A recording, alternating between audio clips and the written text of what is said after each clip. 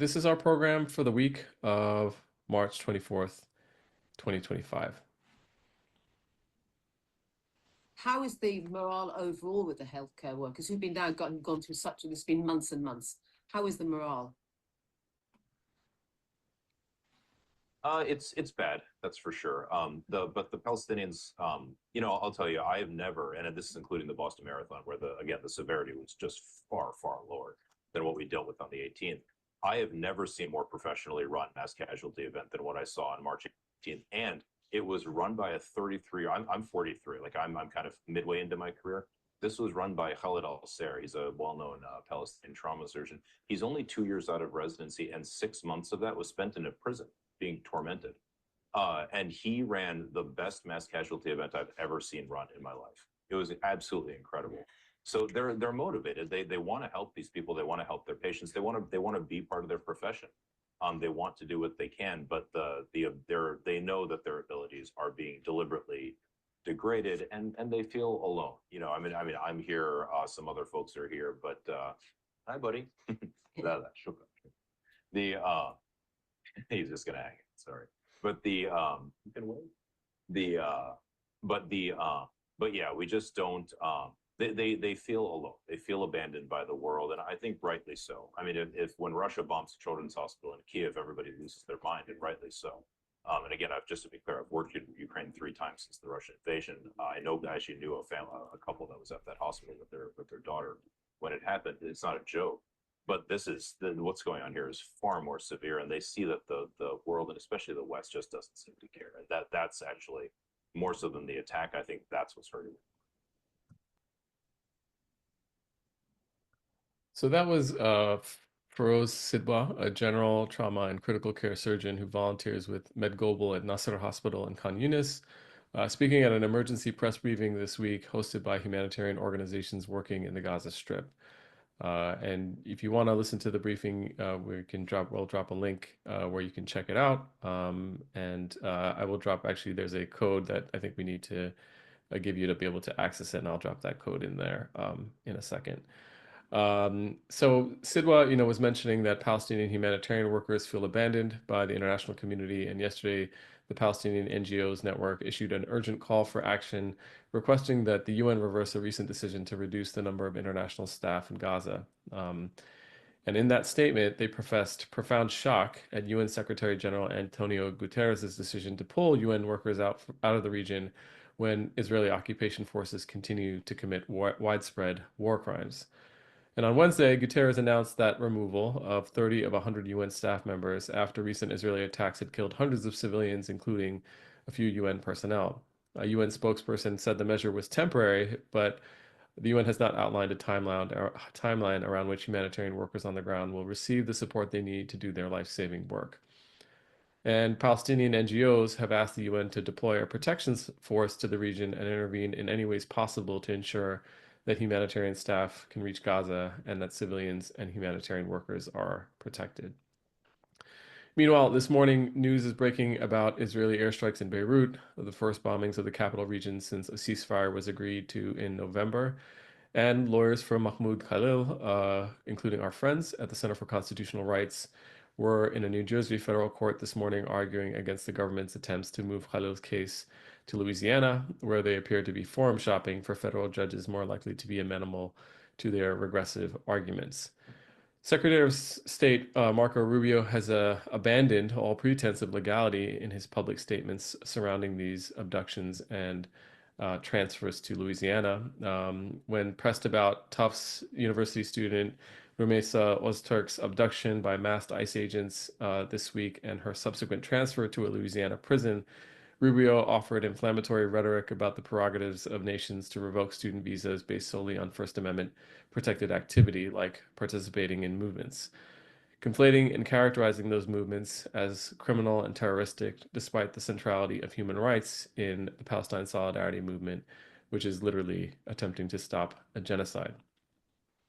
Samer, it's great to have you back. I know we've got a lot to cover, but I think we do need to start with Gaza, and I'm sure you'll get to all of this and all the activity that there is. There have been some large crowds in support of all of the students who have been taken by ICE agents at the various universities and cities in which they have been abducted, which is a positive sign. But obviously, these are some pretty debilitating kind of events for their families and for these individuals. And of course, there's a lot happening on the ground, not just in Gaza, but across the region. So happy to have you back and looking forward to all of your updates. Thanks, Thomas. It's good to be back. Per usual, what a week. Every week, every week somehow feels like a record-breaking week. And here we are yet again with a week that just feels so beyond what, felt imaginable even just a month ago. And I do want to ask for folks' grace. This was just a very intense week for me, so things are going to be a little more chaotic than usual. I apologize in We advance. got plenty of that grace for you, comrade. Thanks so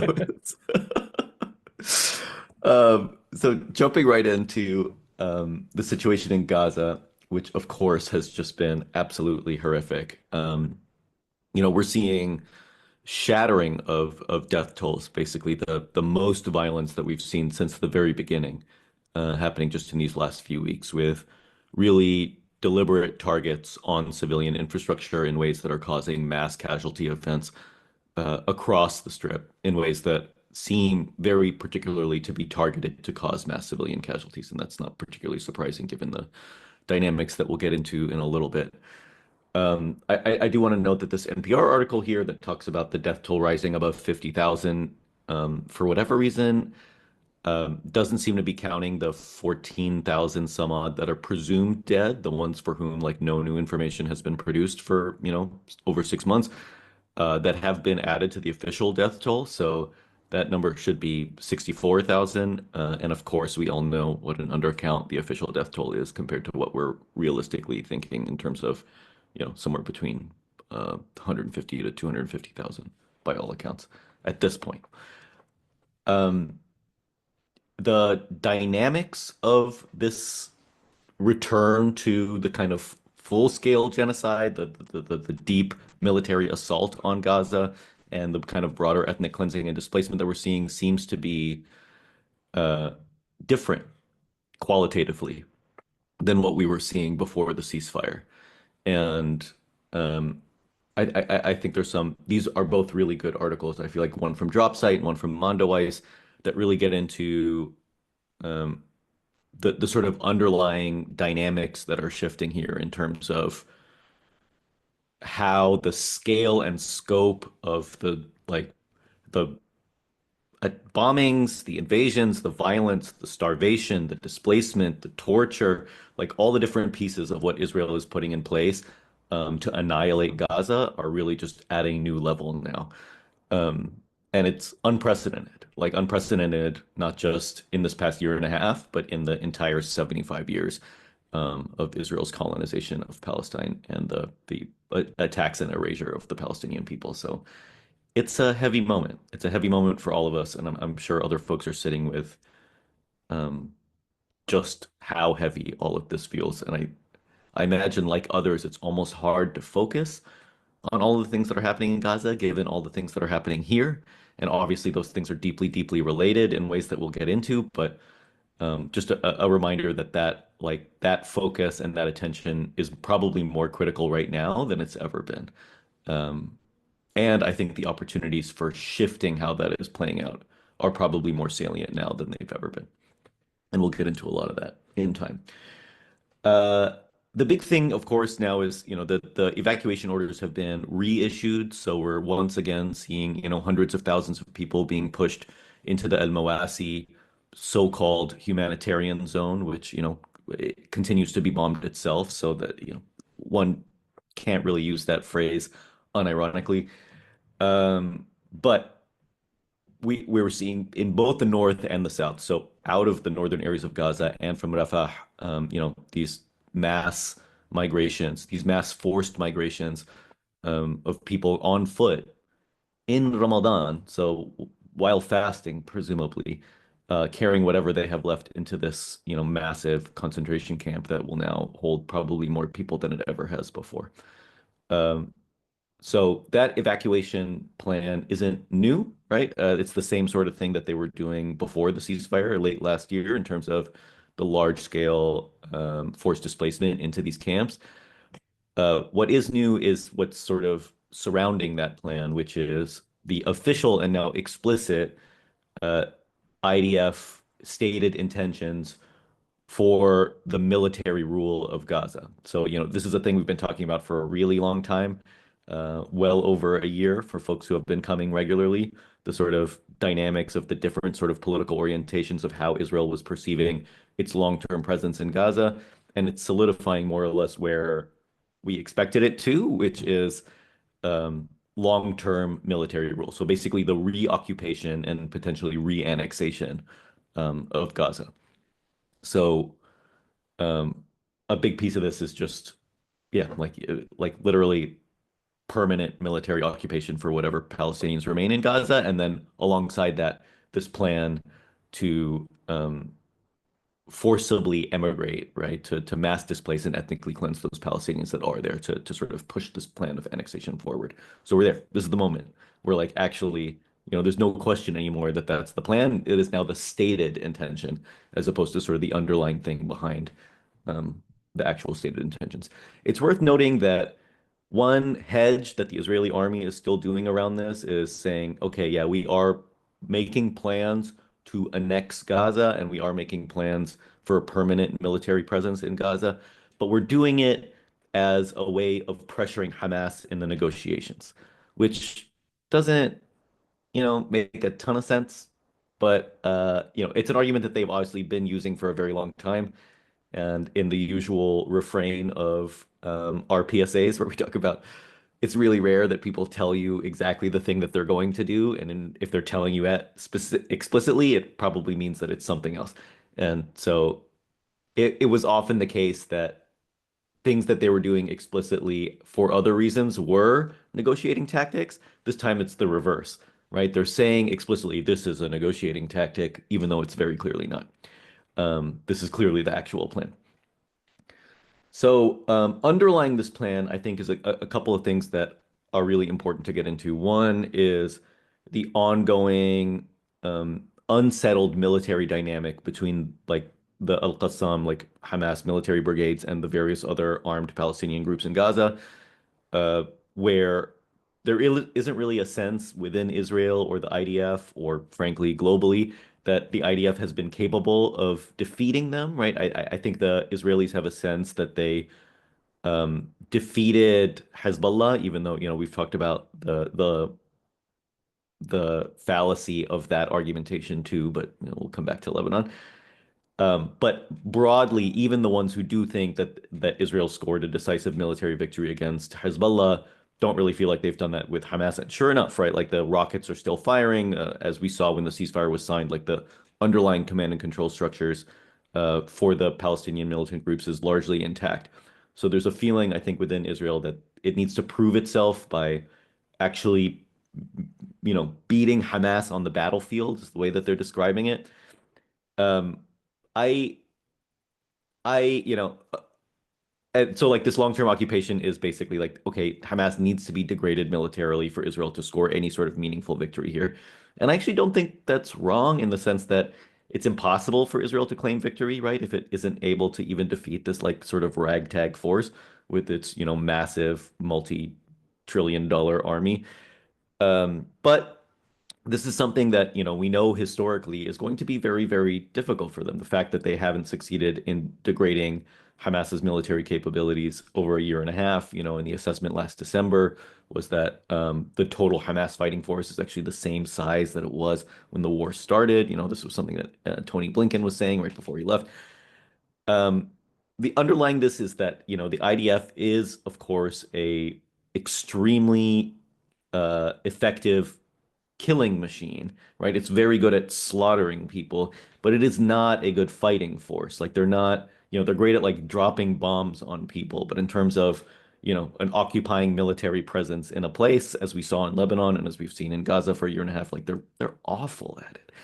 Um, this is the whole like the running joke about the diapers that follow IDF incursions into areas because they're too scared to get out of their tanks, and so they have to use diapers and then drop them, like throw them outside the tank hatches. Like they're just not capable, and they don't have the training or capability or willingness, frankly, to engage in this sort of combat that would be required to actually do this. So I don't know. It's something that they want to do, and it's something that it doesn't seem very likely that they'll be able to do. Um, in the meantime, like, you know, underlying this plan of a long-term military occupation is, of course, tacit U.S. agreement of the military rule of Gaza, which, was, of course, a bit of a departure from the Biden administration, at least in terms of their uh, like official position, which was no long-term Israeli military presence in Gaza. The Trump administration clearly doesn't care. They're happy for a long-term military presence in Gaza. And so, like, a key piece of this is, of course, the sort of mass displacement of Palestinians outside of Gaza following the so-called Trump plan. And now, that also has been formally institutionalized within the Israeli government, where there's now a new Bureau for Voluntary Immigration, where they're basically trying to set up the parameters by which um, Palestinians in Gaza who want to voluntarily emigrate, a absolutely nonsense term under the, basically conditions of forced starvation, forced mass starvation, the complete cutting off of aid, the sealing of the borders. Like, what does voluntary mean in a context like that, obviously? But um, yeah, all of this is happening literally at the same time that the Israeli government is also approving new large-scale settlement constructions, and like the mass displacement of Palestinians in the West Bank, and like they're actually explicitly described together within Israeli governance like documents that are coming out. So again, it's really clear that we're literally just talking about ethnic cleansing. We're talking about broad ethnic cleansing that's being met with basically total silence. Um, Not even silence, actually, with tacit approval from the US government right now. And so, uh, the Biden administration, I would say, complained about this publicly but did nothing about it. The Trump administration, it seems to be cheering it on publicly, basically. And, we even saw this State Department spokesperson talking about the Israeli plan to annex things. And, again, in the most Orwellian way possible, says there's talk about annexing things, but those of you who care about these issues, it's a distraction to move past the nature of what's going on, which has one cause, Hamas's attitudes and actions, which, like, I don't know, what a perfect reversal of like they're literally distracting from the thing by talking about Hamas and they're calling it the other thing, like as if it were the other way around. But not super surprising here. It's worth noting that I think the from what we're reading in a lot of these documents that the Israeli military and the Israeli political class see this Trump administration green light as a spur to sort of accelerate these plans. So even though, we didn't see much different in terms of action from the Biden administration, I think there is a perception within Israel that this does sort of change the underlying dynamics in a way that allows them to do more. So I think it really speaks to the importance of the pressure that can be placed here in terms of how that impacts what the Israeli government thinks that it can do. One small thing that came out on Ynet News this week that I was just mildly stunned by, but not particularly, just to kind of speak to the scale of horror that we're talking about here. An interview with the Israeli Army Chief of Staff, a former Israeli Army Chief of Staff, the one who was serving in October 7th, 2023. And this is a Google translated article, so that's why it looks a little funky here. But um, in an interview, basically talking about how within the first 48 hours of the assault on Gaza, this person saying, oh, we hit 1,500 targets in Gaza, and Netanyahu like screaming at him and knocking things off the table, asking why not 5,000 targets?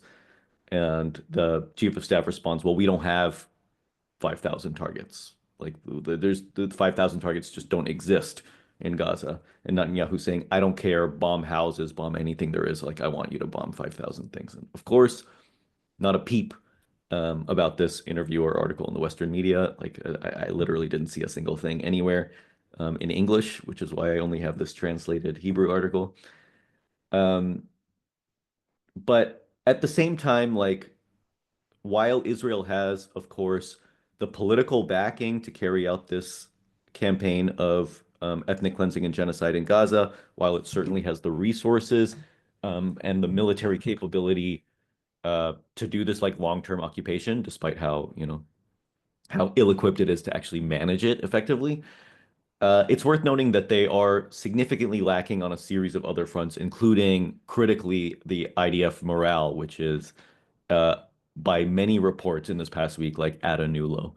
So there's this Times of Israel article that really gets into the fact that, obviously there's a massive calling up of the reserves for this occupation of Gaza, which calls for, I think, 5 battalions, more than has been in Gaza since the beginning of the war. Um, and, many, many reservists basically saying that they're refusing to report for duty. Um, and they describe that as a combination of wariness, a lack of clarity on the goal, and like anger at government policies. So like, what are we even doing in Gaza? What's the point? We're not rescuing the hostages, and like their colleagues are getting killed every day. Like the morale is plummeting, and so Israel is losing the capability, I think, to manage this multi-front war in this effective way. In a similar vein, a different Israeli army chief of staff. So we were talking about Herzi Halevi. This is Moshe Yalan, who's like a sort of famous figure in the IDF, is now banned from speaking at any sort of like IDF affiliated thing because of the impact he's having on IDF morale. Like that's the statement given by the new defense minister. And basically this, Moshe Yalan, who, if folks know anything about him, like obviously no friend of the Palestinian people, like just a war criminal in his own right, is calling what's happening in Gaza ethnic cleansing because like that's just objectively what it is. And because of that, he's been deemed to be negatively impacting morale at the IDF and banned from Israeli official institutions. So yeah, just to speak of like the level of crisis that I think is being faced by the Israelis in this moment. In terms of the current status of the ceasefire, that is, ostensibly the underlying cause behind this new ramp up of Israeli genocidal violence, we are now seeing two proposals on the table. There is an Egyptian proposal and a U.S. proposal. The Egyptian proposal more or less follows the original parameters of the deal that was signed in January, which again, Israel and the U.S. backed out of. Um, the new Egyptian proposal, as I understand it, is basically 5 hostages released per week. And by the second week, there's a transition into phase 2 of the agreement, which, as we know, Israel has no interest in moving from the cessation of hostilities into the ceasefire stage of that agreement. So there is no appetite within Israel for a move to phase 2. So this new proposal feels a little bit dead in the water. I would love to be wrong about that, but we'll see. The U.S. proposal hasn't, at least as far as I've seen, been meaningfully outlined anywhere. But it again still seems to center on these 5 remaining dual citizen U.S. Israeli political prisoners that are being held in Gaza. And there has been some talk about that moving forward, but yeah, nothing I've seen to indicate that anything like that is going to be signed anytime soon. There's no real incentive right now, I think, other than internal pressures for Israel to sign a new agreement, right? Like, and certainly not to continue the commitment of the original agreement signed in January. They've completely given up on that. So it's not super clear to me how this moves forward, right? It's this like loggerheads that we've been talking about for weeks, where Hamas continues to insist on implementing the framework signed in January, which is, transitioning from phase 1 cessation of hostilities into the phase 2 permanent ceasefire, whereas the U.S. and Israel are only willing to negotiate on an extension of phase 1, meaning a temporary cessation in exchange for the remaining political prisoners. So it's hard to imagine what the proper overlap of that will be, if there ever is. Moving outside of Palestine a little bit, of course, everybody saw the Atlantic article by former IDF jailer Jeffrey Goldberg, who, received accidentally like the signal chat about the Trump team's Yemen attack plans. Um, Jeffrey Goldberg is a horrible human being for a lot of reasons, but obviously this was a fascinating article. Uh, it's, very telling that the Western media establishment was much more upset about like the national security leak of these signal chats than they are about, this sort of cavalier plan about massacring Yemeni civilians. This Al Jazeera article has like the full signal chat in the article, so I definitely recommend people give that a read. It's really horrifying to read, but like fascinating to see the way that these people communicate with each other. One thing that came out from all of that is that one of the airstrikes that they planned in that signal chat was through intelligence provided by the Israelis, unsurprisingly. So once again, the Israelis, even though they're not the ones doing the bombing in Yemen, are clearly dictating the terms of how the US is attacking Yemen with similarly totally ineffective, disastrous results. In Syria, there's a lot, and I didn't even include the new clashes that happened in the south, where the Israelis opened fire on people who were protesting the Israeli presence in the south.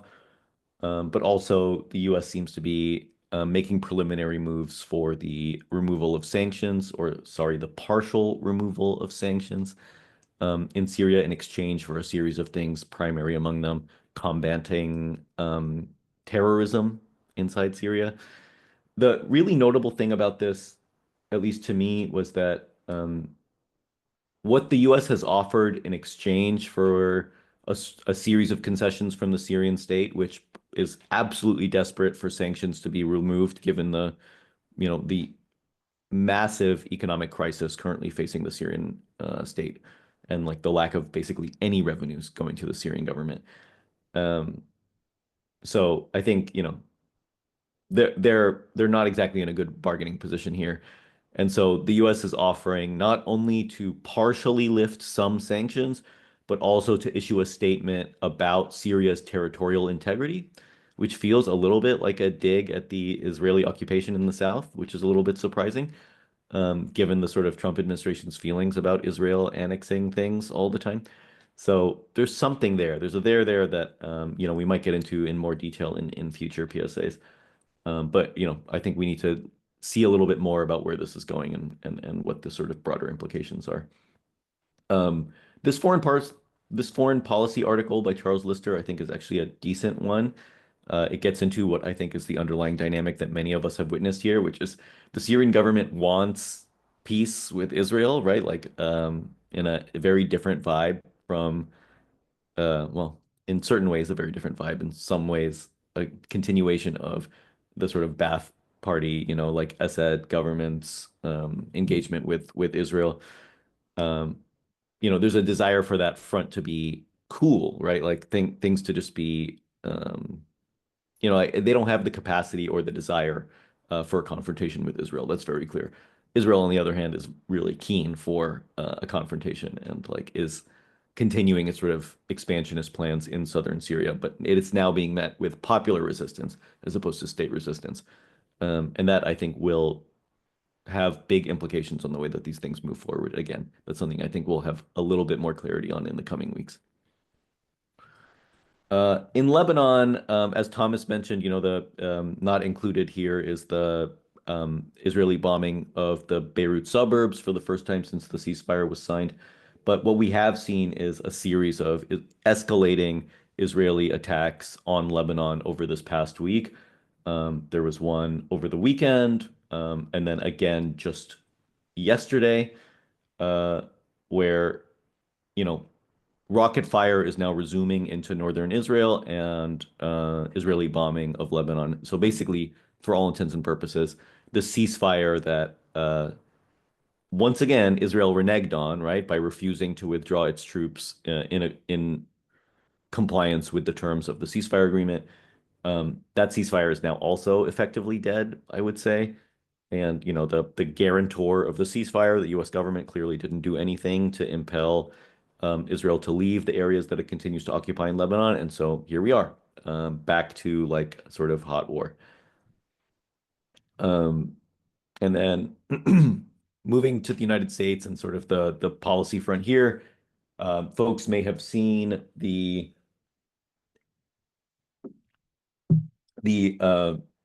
nomination of Mike Huckabee, this millenarian Christian that hopes for Armageddon and end times as the new potential ambassador to Israel.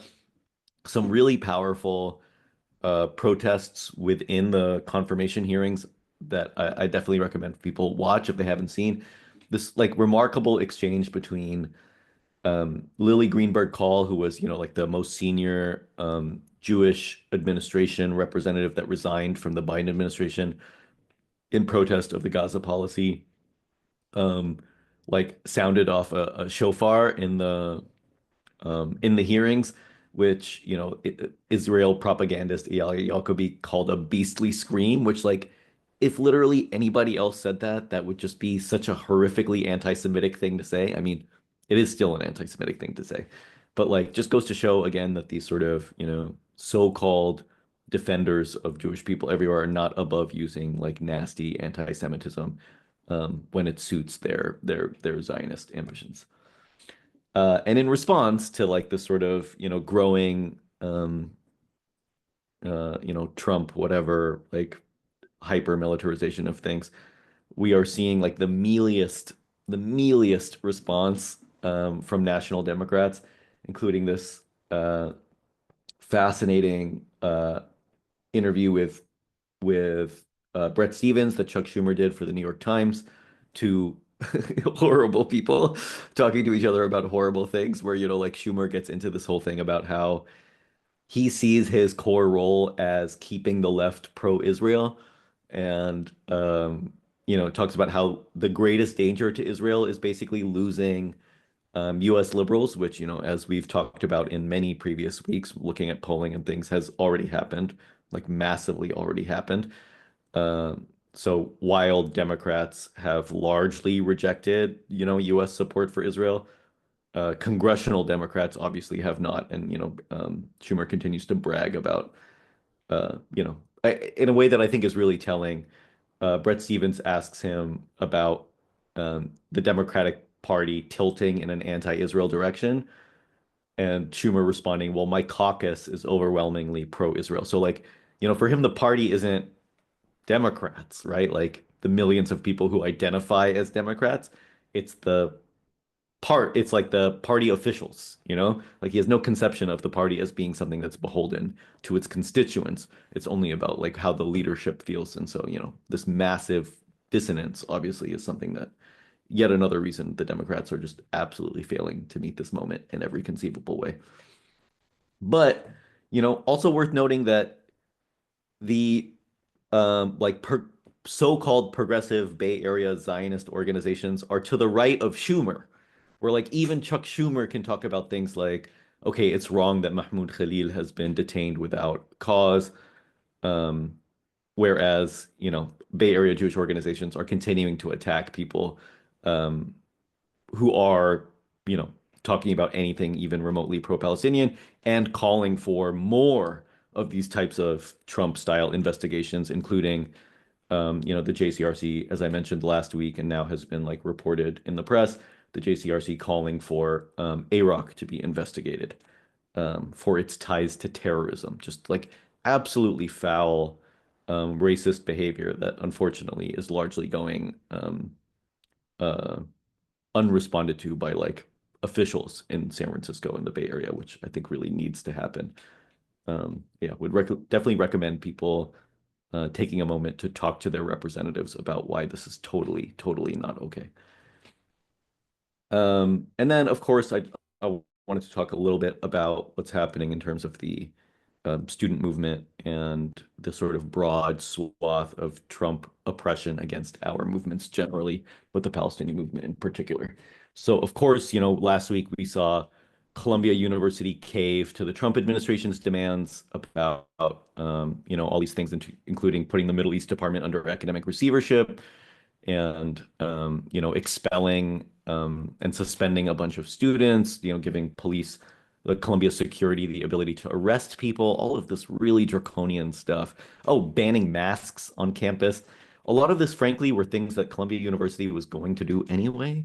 Because, even before they started getting this heat from the Trump administration, they had already, made like support for Israel, a protected class at the university.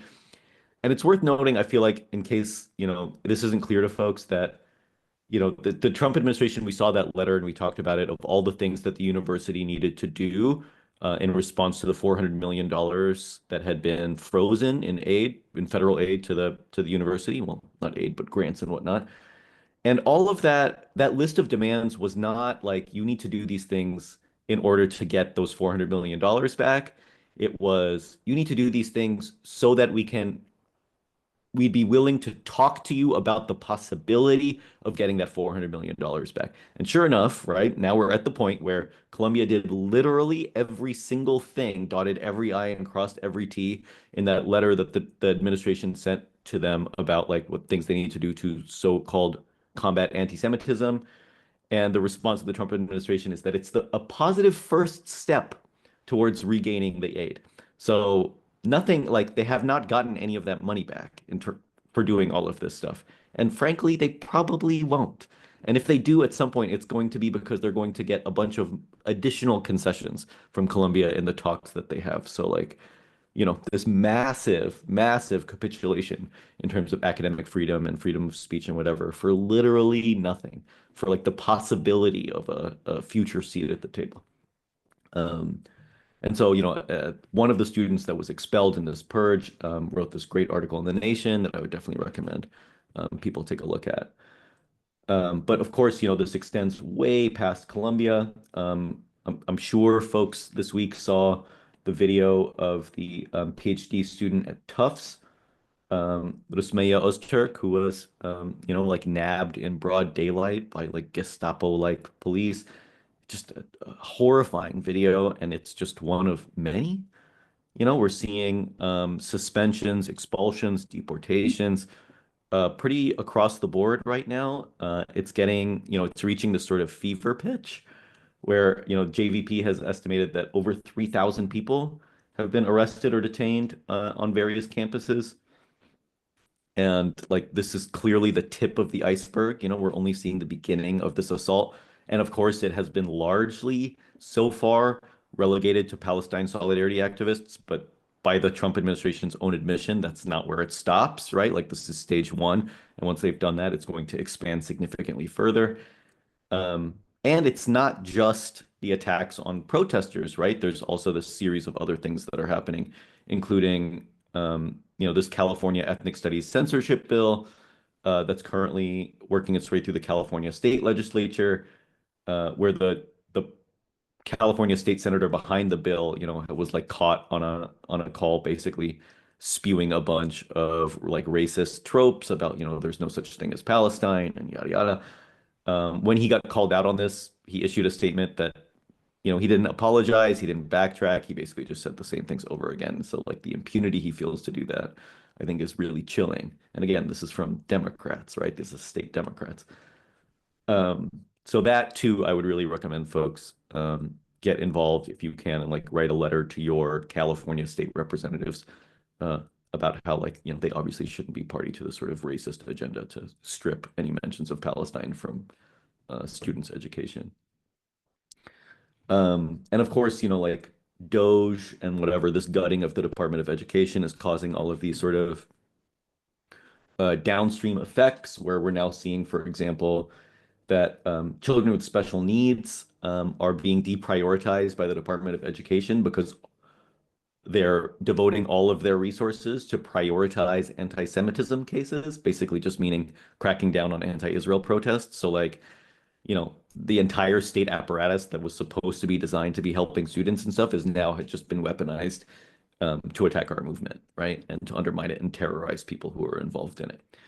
So, yeah, all of this, I think, like, in its combined horrors, right? It is feeling a little bit overwhelming. I'm feeling a little overwhelmed by the speed and the scale of these sorts of crackdowns, and the kind of like level of, I don't know, fear and horror that it's distilling into people, the sense of like, powerlessness in the face of this massive, government overreach, clearly designed specifically to crush our movements. And like, we've talked about this before, but I just want to reiterate the importance of not falling prey to that kind of thinking. I think I'm guilty of that all the time. It's hard not to feel despair in moments like this. And, it's important to understand that this level of, heavy-handed repression is a sign of weakness, right? Like they're doing this because they're losing. And 3,000 campus protesters being targeted is obviously a huge and very scary number. And there are literally millions, right? Like we're talking about the countless numbers of students who are risking a lot to stand up against this genocide. And that, not just students, obviously, but all of our movements in their sort of combined power, doing a lot that, can't literally cannot be stopped by the state unless people voluntarily stop showing up because they're scared about what happened to this, like, 0.1% of people. Because, obviously the cruelty is the point here, right? They're trying to set that example. And not to get like social movement wonky here, but like, this like Bill Moyer movement action plan, I think is an important, like I come back to this every now and again, and like I don't know that Bill Moyer was on point about everything, but like, he has this idea of like the arc of political progressive movements, right? And the way that the four different ways in which uh organizers engage in sort of changing, policy and public discourse, go through these like stages where, it's often the case that after a big trigger event, you see this sort of like mass increase in civil disobedience and actions and movements, and then a crackdown against those, right, which inevitably follows that. But it is in that crackdown where public opinion starts to meaningfully shift, right? So it's like the irony is that it's in the exact moment that the people who are like on the front lines are starting to feel like, oh no, we're losing, is exactly when we are in fact winning. And it's hard not to see us as in exactly that moment. So I think, take some comfort, I hope, from the idea that like the way that, this whole thing is shifting, is it happens beyond what we can see, like, or in front of us. And like the repression is in fact the thing that is building public consent in our favor. So the arc is bending for us, I think. And, it's important for us to keep that in mind. So with that one small attempt at gilding a lily, just to sum up today's things, obviously, sort of the plan of annexation and mass displacement in Gaza is now on full display. And we're not seeing the sort of protest or pushback or international condemnation that we should be seeing for what is very clearly uh, now an explicit campaign of ethnic cleansing and occupation and annexation. But we also don't know that this is a realistic thing for the Israeli army to pull off. It does require capabilities and morale that they simply don't have right now. So um, it is a moment where public condemnation and public pressure and, like um, the further entrenchment of Israel as a pariah state, so like the deployment of BDS and other strategies, things like these ethnic studies campaigns and whatnot are critical, absolutely critical in changing the trajectory that campaign is going to go in. More broadly in the region, like war has basically returned to Lebanon. We're seeing an increase in resistance in Syria. The Yemen attacks, while bloody and horrific, are failing spectacularly. So we're seeing this sort of like, regional conflagration that also isn't really working in Israel's favor, despite the fact that Israel is sort of, on this like six front aggressive war. And then, of course, I actually just left the same bullet point from last week because it feels equally relevant now. What started with this sort of like, testing of the waters with Mahmoud Khalil has now the full-on broad assault on our movement. And the way that we fight that is, we stay united, we call it hypocrisy, we continue to fight. We work together to ensure that we keep ourselves safe and that we push for the kind of world that we're trying to build, despite all the horror. And then, okay, what's going on this weekend? We've got Al-Quds Day is today. So there's a protest today at Embarcadero at 3 p.m. I hope to see you all there. I will, yeah, get my life in order after this PSA and then hopefully head over. The Great Ride of Return is happening this weekend on Sunday at Lake Merritt Bart. So hopefully you all can make it to that. It's always a really fun, really, really beautiful event. And then if you want to know about other things happening, please do check out the AROC calendar. You can go to bit.ly/Gaza events. You can sign up for text alerts by texting PSA to 833-633-0604. And you can check out the PAL Media Tracker for information on the articles that inform this analysis. You can sign up at palmediatracker.com/signup. And that's the end of it. Thank you all so much.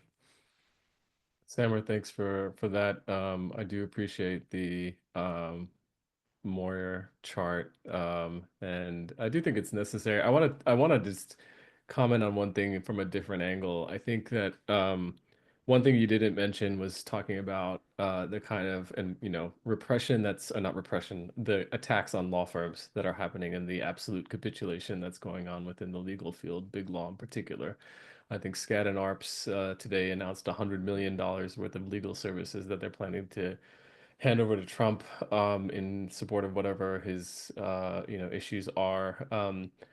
And I think to some degree it's also worth noting, even though it doesn't feel great to necessarily see this, how effective the Palestinian movement has been at exposing the contradictions that have been latent for a long period of time within liberal democracy. And I think like the notion of the rule of law and the notion of the caretakers of the rule of law, particularly lawyers and themselves as a class, and corporate law in particular, how easily they've capitulated, and how much contradiction there is within that field, which oftentimes, big law is oftentimes the service provider for pro bono counsel on a lot of civil liberties cases, and around Guantanamo or what have you, like social justice issues. And obviously it's not every law firm, and we know most of those law firms have a conservative bent.